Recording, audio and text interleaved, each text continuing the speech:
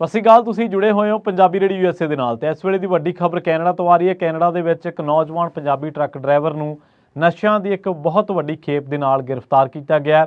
ਇਸ ਨੌਜਵਾਨ ਦੀ ਉਮਰ 29 ਸਾਲ ਦੱਸੀ ਗਈ ਹੈ ਤੇ ਇਹ ਕੈਨੇਡਾ ਦੇ ਵਿੱਚ ਉਦੋਂ ਇਹਨੂੰ ਗ੍ਰਿਫਤਾਰ ਕੀਤਾ ਗਿਆ ਜਦੋਂ ਇਹ ਅਮਰੀਕਾ ਕੈਨੇਡਾ ਦੀ ਸਰਹੱਦ ਨੂੰ ਪਾਰ ਕਰ ਰਿਹਾ ਸੀਗਾ। ਉਦੋਂ ਤਲਾਸ਼ੀ ਲਈ ਗਈ ਤਾਂ ਇਹਦੇ ਟਰੱਕ ਦੇ ਵਿੱਚੋਂ ਨਸ਼ਿਆਂ ਦੀ ਮੈਥਾਮਫੈਟਾਮਾਈਨ ਦੀ ਇੱਕ ਬਹੁਤ ਵੱਡੀ ਖੇਪ ਜਿਹਦੀ ਕਿ ਕੁੱਲ ਜਿਹੜੀ ਮਾਤਰਾ ਦੇਖੀ ਤਾਂ 406 ਕਿਲੋਗ੍ਰਾਮ 4 ਕੁਆਂਟਲ 6 ਕਿਲੋਗ੍ਰਾਮ ਜਿਹੜੀ ਮੈਥਾਮਫੈਟਾਮਾਈਨ ਆ ਉਹ ਬਰਾਮਦ ਕੀਤੀ ਗਈ ਇਹਦੇ ਟਰੱਕ ਦੇ ਵਿੱਚੋਂ। ਤੇ ਇਹਦੇ ਨਾਲ ਇੱਕ ਖਬਰ ਹੋਰ ਆ ਰਹੀ ਹੈ ਜਿਹੜੀ ਕਿ ਨਸ਼ਿਆਂ ਦੀ ਤਸਕਰੀ ਦੇ ਨਾਲ ਜੁੜੀ ਵੀ ਹੈ। ਨਸ਼ੀਲੇ ਪਦਾਰਥਾਂ ਦੀ ਤਸਕਰੀ ਦੇ ਮਾਮਲੇ ਦੇ ਵਿੱਚ ਬਰੈਂਪਟਨ ਤੇ ਕੈਲਗਰੀ ਵਾਸੀ 3 ਭਾਰਤੀਆਂ ਨੂੰ ਹੁਣ ਅਮਰੀਕਾ ਦੇ ਹਵਾਲੇ ਕੀਤਾ ਜਾਊਗਾ। ਇਹਨਾਂ ਦੋਨਾਂ ਖਬਰਾਂ ਨੂੰ ਲੈ ਕੇ ਚਰਚਾ ਕਰਦੇ ਹਾਂ। ਪਹਿਲਾਂ ਤਾਂ ਇਹਨਾਂ ਖਬਰਾਂ ਦੀ ਤਫਸੀਲ ਕੀ ਹੈ, ਇਹਨਾਂ ਖਬਰਾਂ ਦਾ ਮਜ਼ਮੂਨ ਕੀ ਹੈ, ਉਹ ਦੇਖਦੇ ਹਾਂ। ਸਭ ਤੋਂ ਪਹਿਲਾਂ ਇੱਕ ਪੁਲਿਸ ਨੇ ਦੱਸਿਆ ਕਿ 29 ਸਾਲਾ ਇੰਡੋ ਕੈਨੇਡੀਅਨ ਡਰਾਈਵਰ ਨੂੰ ਸਰਹੱਦੀ ਅਧਿਕਾਰੀਆਂ ਨੇ ਉਸ ਦੇ ਵਪਾਰਕ ਟਰੱਕ ਦੇ ਅੰਦਰੋਂ ਵੱਡੇ ਸੂਟਕੇਸਾਂ ਦੇ ਵਿੱਚੋਂ 4 ਕੁਆਂਟਲ 6 ਕਿਲੋਗ੍ਰਾਮ ਕਿਲੋਗ੍ਰਾਮ ਮੈਥਾਫੈਟਾਮਾਈਨ ਮਿਲਣ ਤੋਂ ਬਾਅਦ ਗ੍ਰਿਫਤਾਰ ਕੀਤਾ ਹੈ। ਵਿਨੀਪੈਗ ਤੋਂ ਕੋਮਲਪ੍ਰੀਤ ਸਿੱਧੂ ਨੂੰ Manitoba royal Canadian mounted police ਨੇ 14 ਜਨਵਰੀ ਨੂੰ ਗ੍ਰਿਫਤਾਰ ਕੀਤਾ ਸੀ ਤੇ ਹੁਣ ਇਸ ਨੂੰ ਅਦਾਲਤ ਦੇ ਵਿੱਚ ਜਿਹੜਾ ਉਹ ਪੇਸ਼ ਕੀਤਾ ਜਾਣਾ।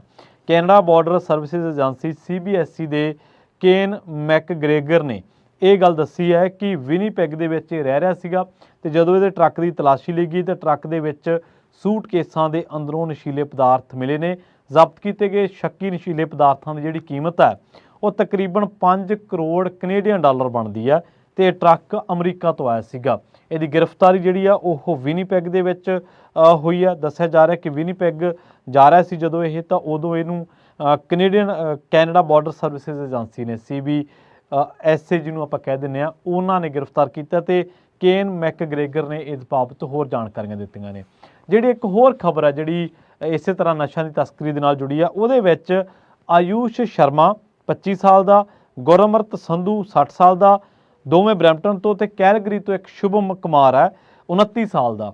ਇਹਨਾਂ ਨੂੰ ਹੁਣ ਅਮਰੀਕਾ ਦੇ ਹਵਾਲੇ ਕੀਤਾ ਜਾਣਾ ਤੇ ਇਹਨਾਂ ਤੇ ਦੋਸ਼ ਇਹ ਲੱਗਿਆ ਹੈ ਕਿ ਇਹਨਾਂ ਨੇ ਮੈਕਸੀਕੋ ਤੇ ਉੱਤਰੀ ਅਮਰੀਕੀ ਦੇਸ਼ਾਂ ਦੇ ਵਿੱਚ ਦਰਮਿਆਨ ਨਸ਼ੀਲੇ ਪਦਾਰਥਾਂ ਦਾ ਜਿਹੜਾ ਨੈਟਵਰਕ ਹੈ ਤਸਕਰੀ ਕਰਨ ਵਾਲਾ ਉਹਦੇ ਨਾਲ ਸੰਬੰਧਾਂ ਦੇ ਦੋਸ਼ ਦੇ ਵਿੱਚ ਇਹਨਾਂ ਨੂੰ ਗ੍ਰਿਫਤਾਰ ਕੀਤਾ ਗਿਆ ਤੇ ਅਮਰੀਕਾ ਦੇ ਵਿੱਚ ਮੁਕੱਦਮੇ ਦੀ ਹਵਾਲਗੀ ਦੇ ਲਈ ਉਹਨਾਂ ਨੂੰ ਹਵਾਲੇ ਕੀਤਾ ਜਾਣਾ ਹੈ। FBI ਤੇ ਰਾਇਲ ਕੈਨੇਡੀਅਨ ਮਾਊਂਟਡ ਪੁਲਿਸ ਦੇ ਸਾਂਝੇ ਆਪਰੇਸ਼ਨ ਦੇ ਦੌਰਾਨ ਇਹ ਜਿਹੜੀਆਂ ਗ੍ਰਿਫਤਾਰੀਆਂ ਨੇ ਇਹ ਹੋਈਆਂ ਨੇ।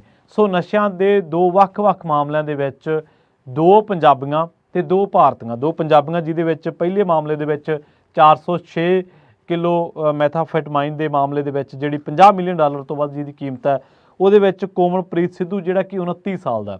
ਇਸੇ ਤਰ੍ਹਾਂ ਦੂਜੇ ਮਾਮਲੇ ਦੇ ਵਿੱਚ ਜਿਹੜਾ ਕਿ ਮੈਕਸੀਕੋ ਤੇ ਉੱਤਰ ਅਮਰੀਕੀ ਦੇਸ਼ਾਂ ਦੇ ਦਰਮਿਆਨ ਜਿਹੜਾ ਨਸ਼ੀਲੇ ਪਦਾਰਥਾਂ ਦਾ ਨੈਟਵਰਕ ਹੈ ਉਹਦੇ ਮਾਮਲੇ ਦੇ ਵਿੱਚ ਗੁਰਮਰਤ ਸੰਧੂ 60 ਸਾਲ ਦਾ।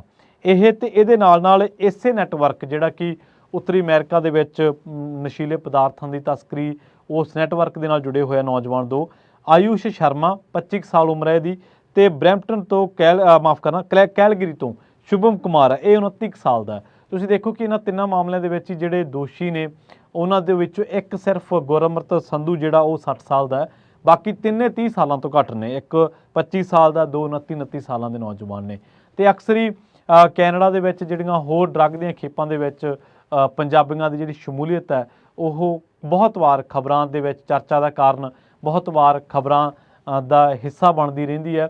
ਸੋ ਬਹੁਤ ਵਾਰ ਆਪਾਂ ਇਹ ਵੀ ਖਬਰਾਂ ਜਿਹੜੀਆਂ ਉਹ ਸਾਂਝੀਆਂ ਕਰਦੇ ਰਹੇ ਹਾਂ ਇਸੇ ਮੰਚ ਤੋਂ ਕਿ ਕੈਨੇਡਾ ਦੇ ਵਿੱਚ ਹੀ ਕੁਝ ਮਾਮਲੇ ਜਿਹੜੇ ਨੇ ਉਹ ਜਦੋਂ ਡੈਥ ਦੇ ਨਾਲ ਜੁੜਦੇ ਨੇ, ਮੌਤ ਨਾਲ ਜੁੜਦੇ ਨੇ ਤਾਂ ਉਹਨਾਂ ਦੇ ਵਿੱਚ ਕੁਝ ਕੁ ਮਾਮਲੇ ਡਰੱਗ ਓਵਰਡੋਜ਼ ਦੇ ਨਾਲ ਵੀ ਜਾ ਜੁੜਦੇ ਨੇ ਜਿਹੜੇ ਜ਼ਿਆਦਾਤਰ ਸਟੂਡੈਂਟਸ ਦੇ ਵਿੱਚ ਪਾਏ ਜਾਂਦੇ ਨੇ।